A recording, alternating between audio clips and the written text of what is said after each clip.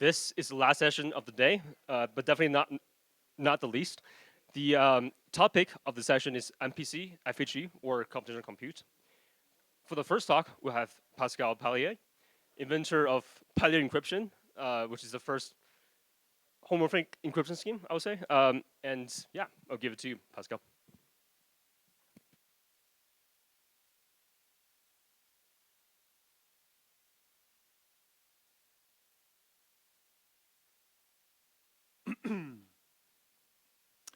Okay, so I'm Pascal, I'm the CTO at Zama. And today I'm going to talk about how to thresholdize TFHE and the applications to the blockchain. In a nutshell, I don't know if you've noticed lately, but FHE is taking the blockchain space by storm. Hashtag Phoenix, hashtag Inco, hashtag Zama's FHE EVM. So I'm going to tell you exactly how it works under the hood.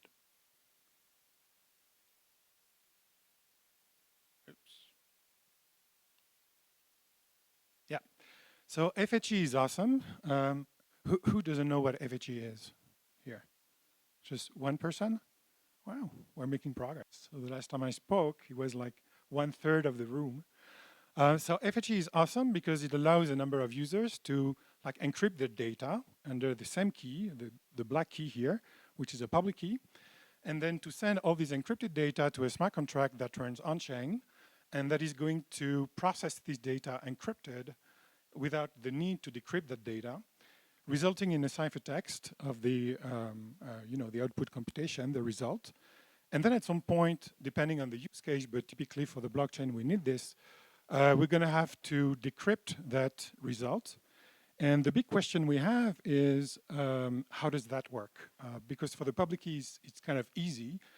Everybody's encrypting under the same public key. We need this because we need the ciphertext to be compatible, and they need to be aggregated by the smart contract. But the public key is linked to the smart contract, or it can be used for the same, it can be the same key for the entire network if we want the smart contracts to be interoperable. But then, in that case, we end up with a private key, which is critical. And so the question is, what do we do once we do the smart contract part? What happens exactly? So, moreover, at Zama, we're focusing on a scheme which is like very, that is awesome, that we think is awesome, which is called Taurus FHE or TFHE. So the way it works is pretty simple. Actually, it's based on LWE, so lattice-based crypto. And the secret of FHE is that it's actually very simple. Don't tell anyone. But all the FHE schemes actually work pretty much the same way in terms of encryption, key generation, and decryption. So suppose you have a message that is given, M, and in the case of TFHE, M is like on a few bits, right? So typically 8 bits or less than 8 bits. If you need bigger, everything is going to be marshaled into smaller chunks, and each of them is going to be encrypted separately. So when you want to encrypt, what is happening is that you have a secret key, S, which is just a vector of bits, right? So it's very simple. And when you encrypt, the first thing to note is that there is a ciphertext modulus, which is called Q.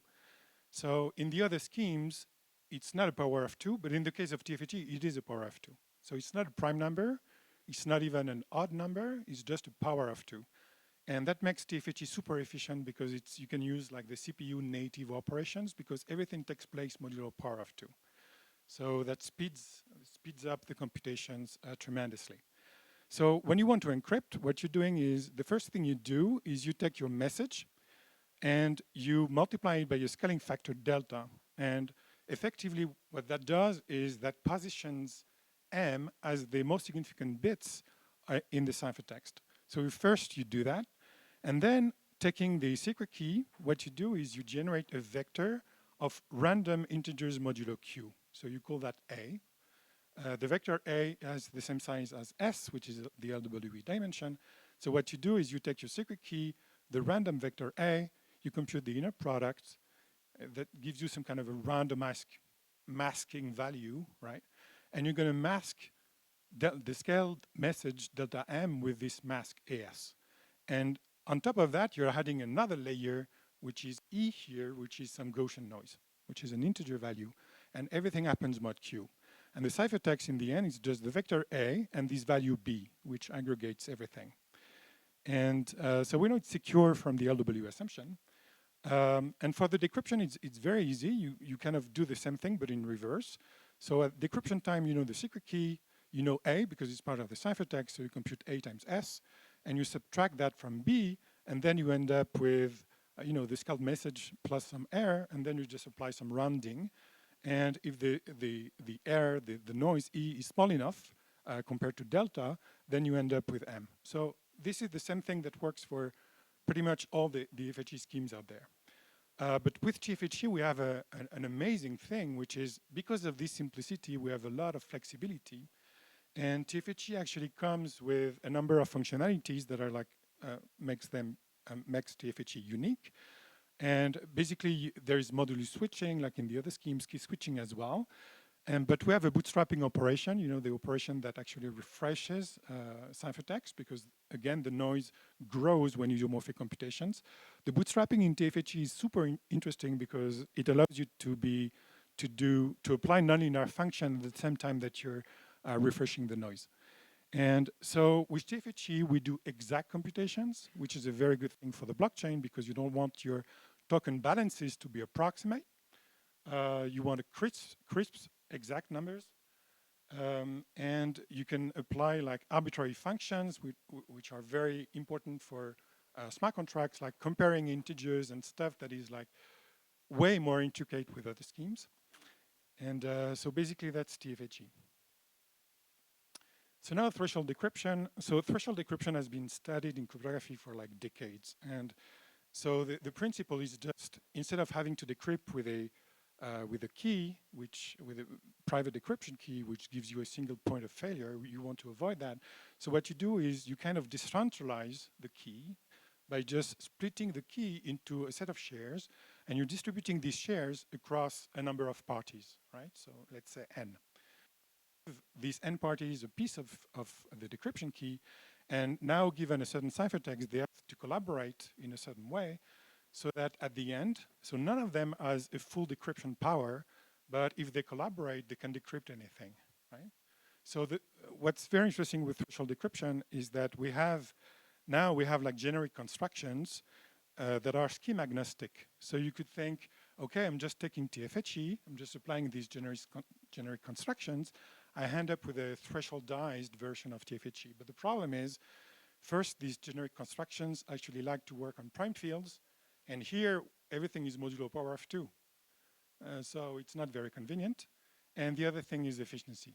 Of course, you want to have like a scheme-specific, you know, threshold decryption procedure so that you can actually be more efficient. And so this is what we've done. And the first ingredient in our solution is actually Shamir secret sharing. So I guess everybody's familiar with that. So with SSS, you can actually take a secret value, split it into shares. You can have like a number n of parties, a threshold t. And as soon as you reach t+1 parties collaborating, you can actually recover the share, the secret value that was shared. But on top of that, there is a very good thing with SSS, which is we can work with Galois rings instead of prime fields, meaning it will work modulo power of 2. So this is like super good. Plus, it's super simple, so it's also super versatile. And we have another property, which is during the opening procedure, it can be made robust, meaning that if some of the parties deviate from the protocol, from the reconstruction protocol, the opening procedure, we can actually, using Reed-Solomon codes embedded into the construct, we can actually correct the errors that were injected by the malicious parties. So this is very good, and it works up until n/3. So there is an assumption there. So we can try to apply that directly to TFHE and the way it works. So you have TFHE on the left, and on the right, what you have is, so everything that is in brackets means it's shared. It's a value that is distributed among the different parties. So you can think of taking your vector of bits, S here, and just, you know, split that into shares, distribute S across the n parties. And then, because everything is so linear with TFHE and the other schemes, it's actually trivial. what every party is doing, you know, in the first item, is that every party is actually decrypting, partially decrypting the given ciphertext, right? So the same ciphertext for everybody. Each party is using its share of S to partially decrypt, obtains a partial decryption, and then all the parties, well, the T+1 parties that are collaborating, at least T+1, are basically opening their partial plaintext, and they end up with the plaintext, which is delta M plus E plus the noise. And so after that, you apply the rounding, and you're done. So this seems like trivial to solve, but the big problem is that, of course, it's insecure.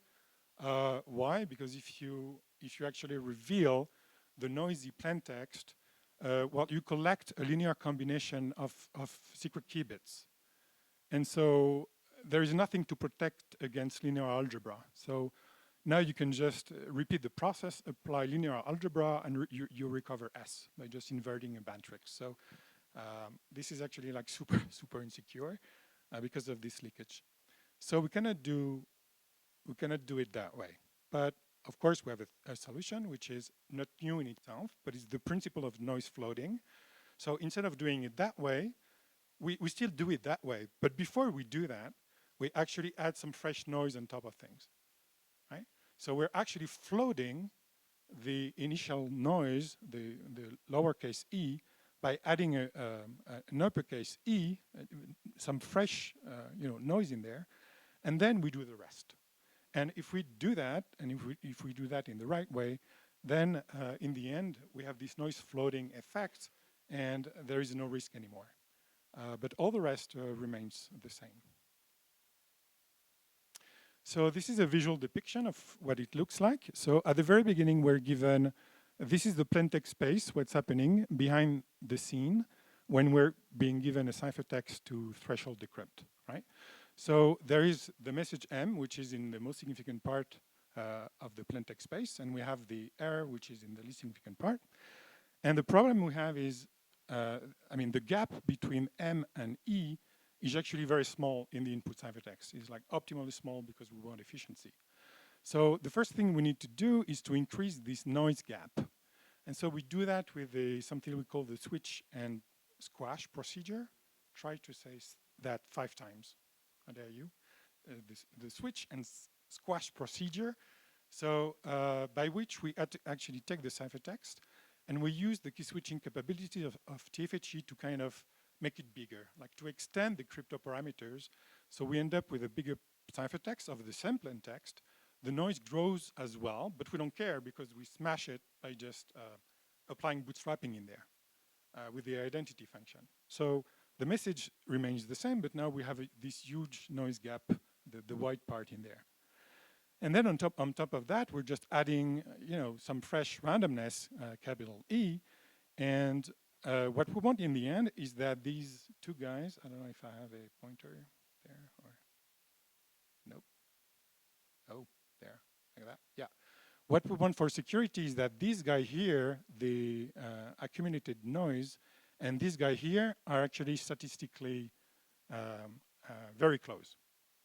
And so if you look at the smudging lemma, which, well, whatever the details, but we have an extended version of smudging lemma which shows that actually what you want for the distribution of capital E here is to be the sum of 2 uniform values.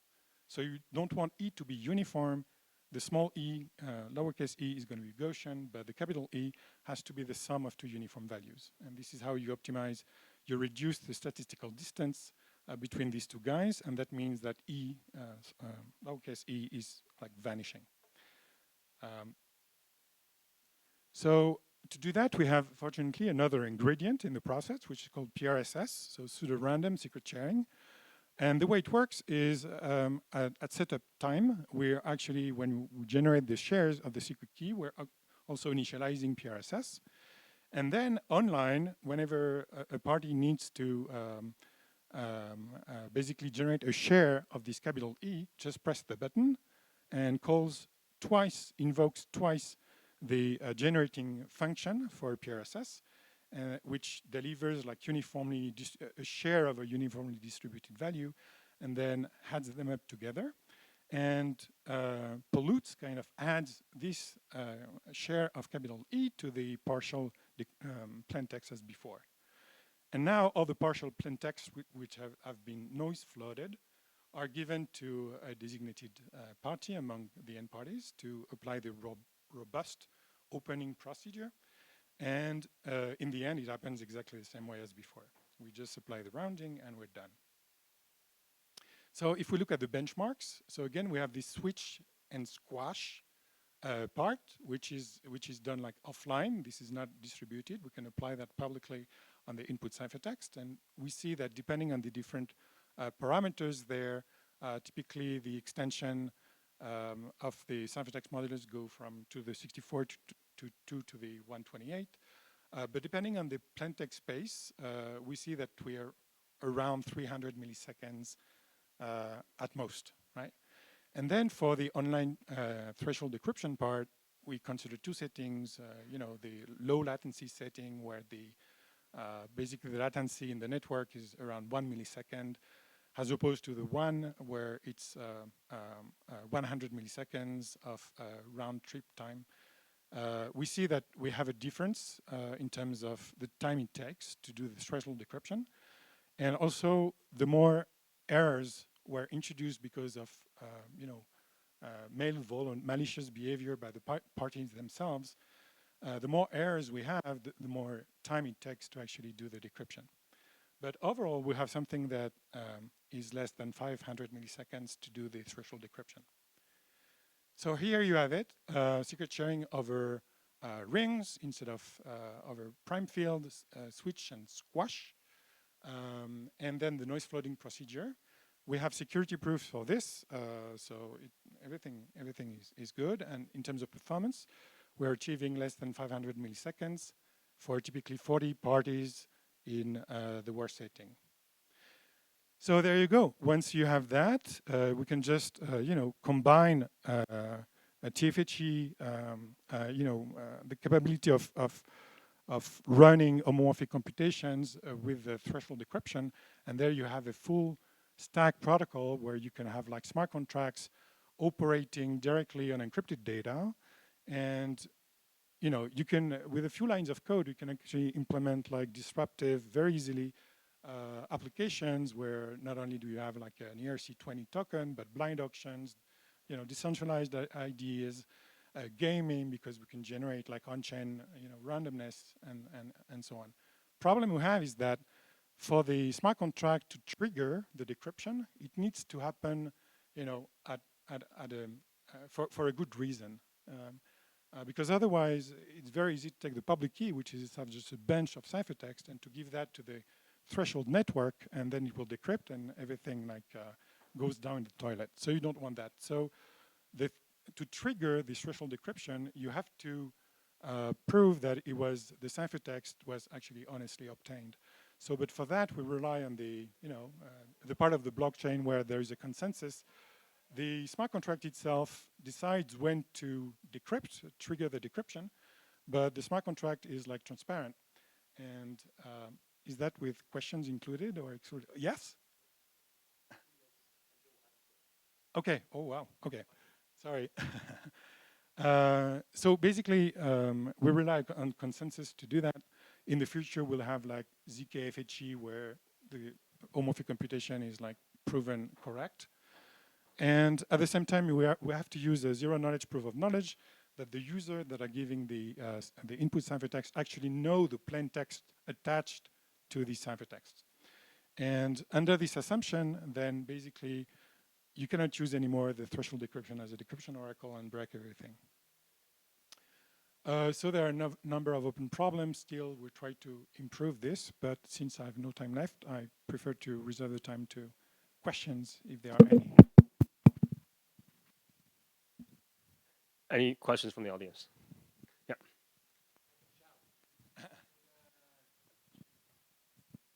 The name T, the Taurus, where does it come from?